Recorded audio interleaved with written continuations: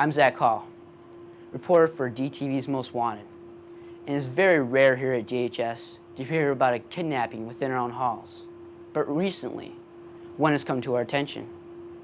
Now, one class has come to me to find a little guy named Snoopy and bring him back home. For the students of Mr. Hall's first hour American history class, one Friday would be a day of tragedy involving a plush Snoopy doll that sat atop Mr. Hall's chalkboard. Well, Snoopy was a close friend. He paid attention in class, and he was one of the better participants that I had.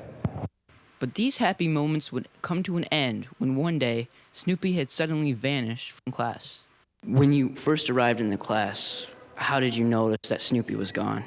Well, when I got back to my classroom, the student who gave me Snoopy came up wondering what had happened to him, and that's when I first noticed that Snoopy was missing. It was then, with Snoopy's quiet personality being absent from the class, that the students and their teacher had realized that they were involved in a kidnapping. Well, I was upset that someone would kidnap Snoopy. He hadn't done anything wrong to anyone. As the next few days went by, a ransom note had mysteriously appeared on Mr. Hall's desk, reading, "We have Snoopy. He is suffering. Bring us cake." But despite the kidnapper's demands, a cake would not be brought by Mr. Hall the following school day.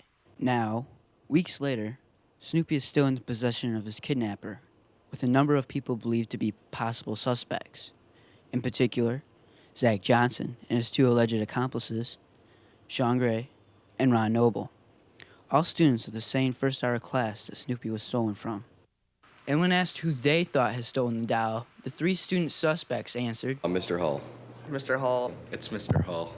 In response to this accusation, Mr. Hall had one answer. Well, I think the students are afraid that whoever did take Snoopy is going to get into a lot of trouble, and they're hoping that somebody will just return Snoopy and I'll forgive them.